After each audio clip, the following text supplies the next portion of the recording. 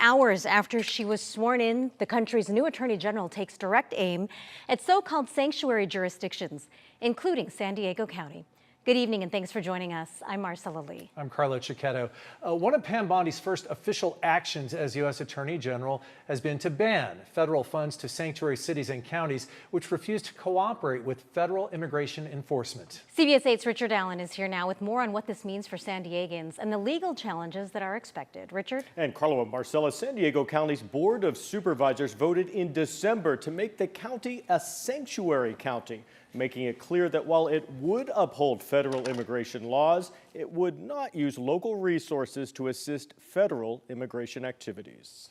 San Diego County and really the whole state of California, we're committed to protecting our communities. Terra Lawson-Remer is acting chair of the County Board of Supervisors. She says this new directive from Attorney General Pam Bondi ordering the Department of Justice to ban federal funding from heading to sanctuary jurisdictions will not change the county's current policy.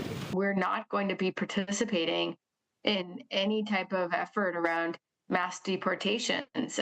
I'm very clear that it's a terrible waste of public resources, in addition to it being, frankly, unconscionable.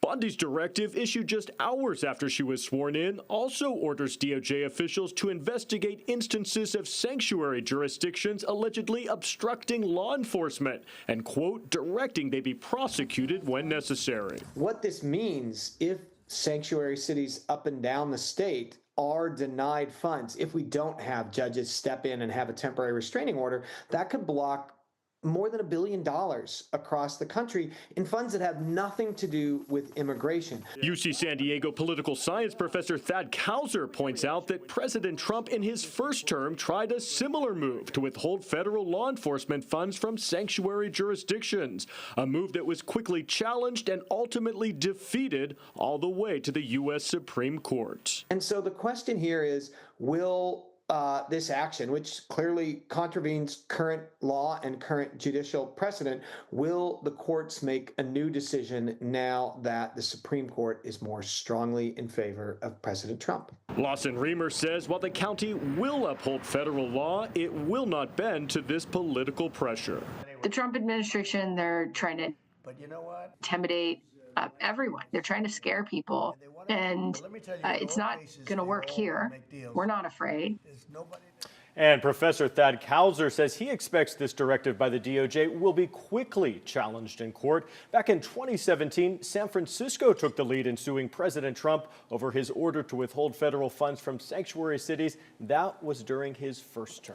So, Richard, what kind of money are we talking about here? How much money from the DOJ actually comes into San Diego County? Well, right now they're still running the numbers. They're trying to determine exactly how much. We know back in 2023, all sanctuary cities and counties across the country got more than $1.5 billion for law enforcement programs.